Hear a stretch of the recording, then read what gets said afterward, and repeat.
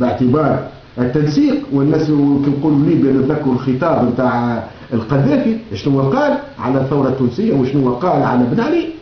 ثم أنه الأطراف الفرنسوية ما هيش بعيدة، باعتبار أنه فما عناصر في الحكومة المؤقتة ربما تكون على اتصال بحكيم القروي الذي حاول يكتب الخطابات باللهجة العامية للرئيس المخلوع.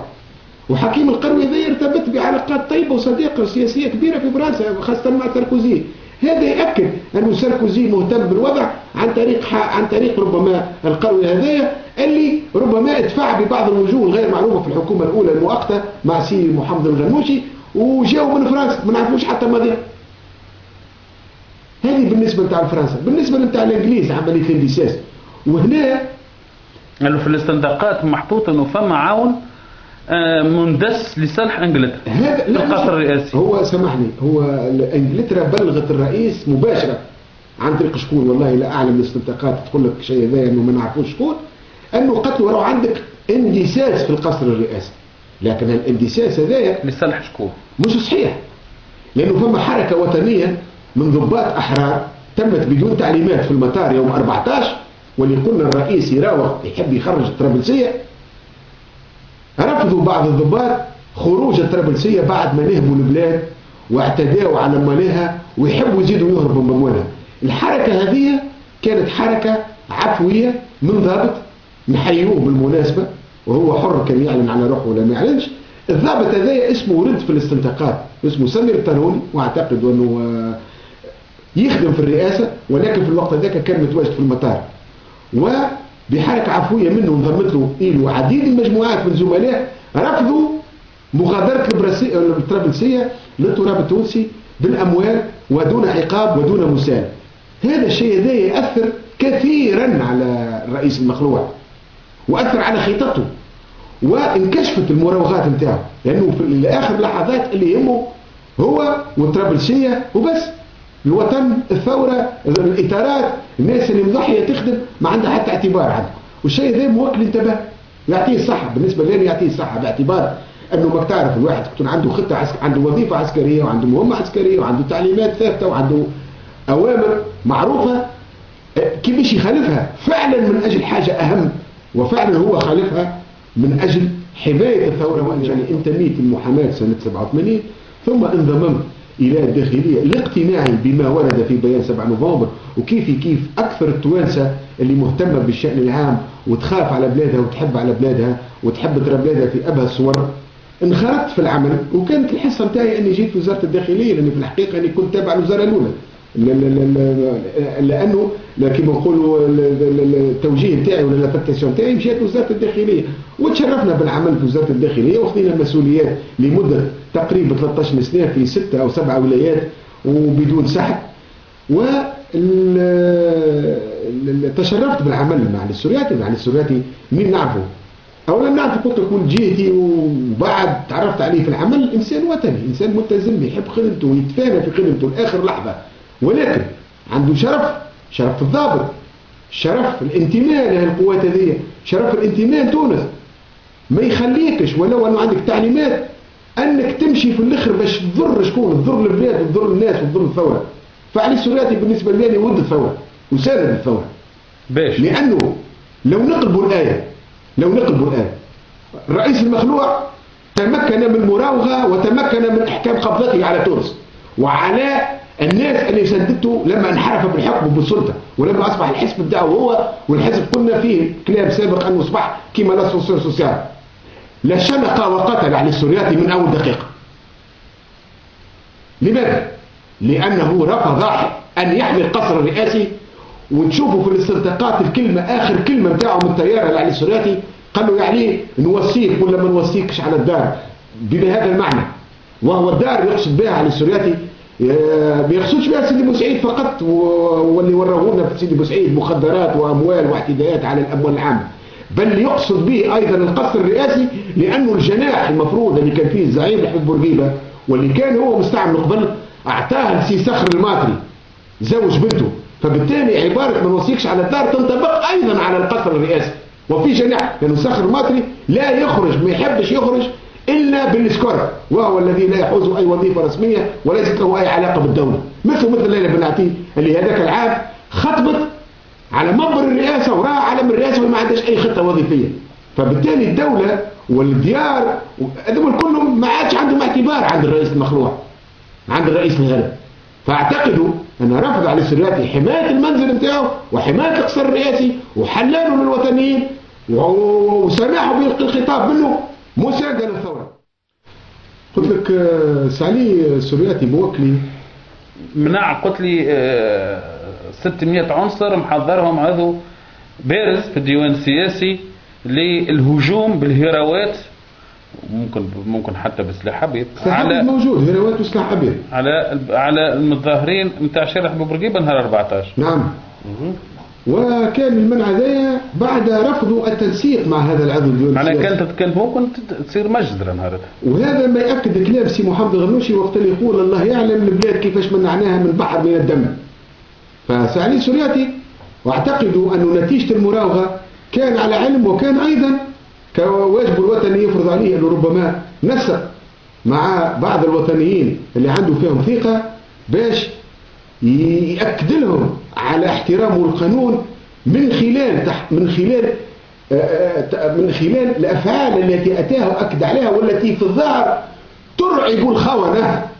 وهذه الأفعال هي تحريك المدرعات وتحريك الآليات العسكرية من جرجيس ومن القيروان، والشيء هذا موجود في الاستنطاقات لحماية محيط القصر الرئاسي وحماية وزارة الداخلية وتأمين محيط وزارة الداخلية بالشاحنات اللي فيها الماء وعندها الخراطيم تاع الماء اللي عند الضرورة لابد أن تفرق المتظاهرين، وليس العكس كما فعل الوزير السابق الموقوف حاليا والتي وجهت إليه تهمة القتل رفيق بن حشقاص عندما قبل بإطلاق النار دون الرجوع إلى القانون ودون استعمال ما يمليه عليه قانون على الضرب على تفريق المظاهرات وتشتيت المظاهرين. هدايا بالكلام القانوني، أما الحقيقة هي كانت ثورة مباركة ونحن نساندوها وولادها متحمسين لها ومتحمسين لنجاحها. وإذا كان نخدموا الوطن بتعليمات أو بغير تعليمات والوطنية ما تتقاطش.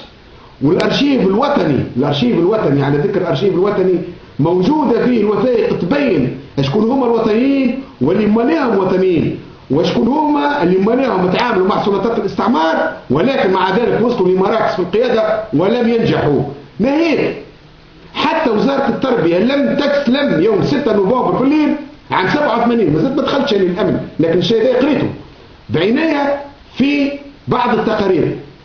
الرئيس المخلوع بعث أزلامه وحطموا أبواب معهد الذكور بسوسة وتولى أخذ ملفه مدرسي الشخصي الذي فيه نقطتين لا يمكن تصديقهما من العامة، أنه إنسان مطرود النقطة الأولى والمستوى متاعه لم يتجاوز السنة الثالثة ثانوي. واللي جابوا للسلطة أولا مرتين جابوا البكوش باش مشى لسانسير ودافع عليه في وقت المضى، وشوف البكوش ظهوره توا علاش نتسالوا شيء كبير وان يظهر السيد هذايا الا والامور تتبعكر. والنقطه الثانيه جابوا عبد الله فرحات ساعي البريد الذي تولى المناصب الوزاريه الكبيره والذي خرج مشيا على اقدام من الوزاره عندما وقع انهاء مهامه الوزاريه من طرف الزعيم بورقيبه. هذا كله تاريخ، لو كان برشا ناس تطلع عليه وتتاح لهم الفرصه باش تطلع عليه يفهموا شنو اللي صار اليوم، راهو اللي صار اليوم واللي صار في المده الاخيره واللي عجلت به الثوره المباركه الحمد لله انقذ تونس. وتونس ربي يحبها كانت باش تغرق بحمام دم، لانه فما بعض العناصر الارشيف الوطني يقول راه ما يسواوش ومالغري سا بحظ او بدونه وصلوا للسلطه وكانوا مستعدين يغرقونا في بحر الدم ويهلكوا البلاد كيما موجود في الشقيقه ليبيا توا تقريبا نفس الصوره. لو كان تمكن راهو يعمل نفس الصوره واعوذ بالله. منين ليك كونه علي السرياتي اتفرج على خطاب الغنوش اللي تسلم فيه السلطه حسب مقتضى الفصل 56 وهو وقتها مازال في القاعده الجويه؟ اولا هذا يدل انه فما تنسيق غير مباشر بين اعضاء اللجنه الوطنيه للطوارئ التي تجتمع في وزاره الداخليه او في وزاره الدفاع. حسب الحالة بعد إقالة الحكومة. ثم هالاجتماع هذا هو اللي استغلوه بعض الوزراء من الحكومة المقالة يوم 13 باش يمكنوا سعلي السورياتي موكلي من الانتباه للمراوغة، وباعتبار أنه عنده تأثير معنوي على أعوان وإطارات الرئاسة اللي ما زالت متواجدة في القصر واللي قعدوا 3 أيام ما خرجوش.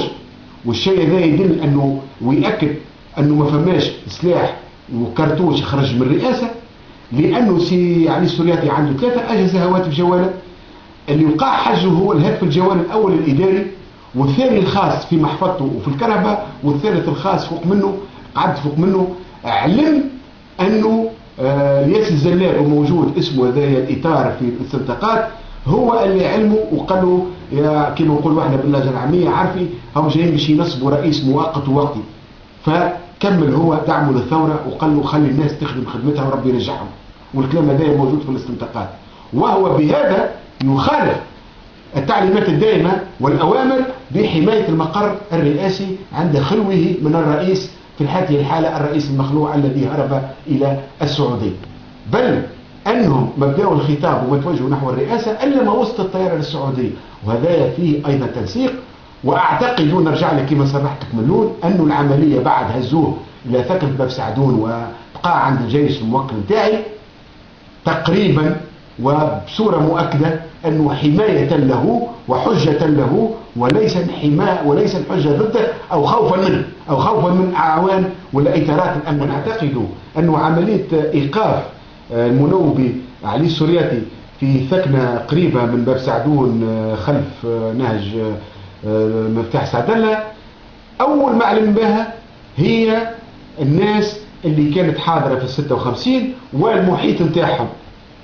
بعبارة أخرى السيد فؤاد المبزع بصيفته رئيس مجلس النواب كان حاضر في التسجيل بتاع 56 في القصر الرئاسي. المحيط نتاعه أعلم من الشيء هذا، واعتقدوا أنه منهم الوزير الأول المؤقت الحالي الباجي قايد سبسي الذي كنا نتفكروا المداخلة نتاعه في التلفزة بعد الثورة وقبل ما يتولى الرئاسة الأولى، أنه أكد باش نعرفوا أسرار الدولة هذه ونعرفوا اللي صار في الدولة هذه وشكون حطمها وشكون حرف وشكون ساعد الرئيس المخلوع في الانحراف بالحكم، يجب التحقيق واستنطاق محمد علي القنزوعي. ونشاطروا في الكلمة ذي سي باجي قايد السبسي، وإن شاء الله في القريب العاجل الوعد هذايا ولا التصريح هذايا اللي قالوا يحقوا على أرض الواقع. ونتوقع أنه في تبديل وزير الداخلية سي الراشحي بسي السيد، أنه سي السيد وقت اللي خدم في وزارة الداخلية مع محمد برجم كان معاه محمد علي القنزوعي، والثلاثة ما نجموش يخدموا.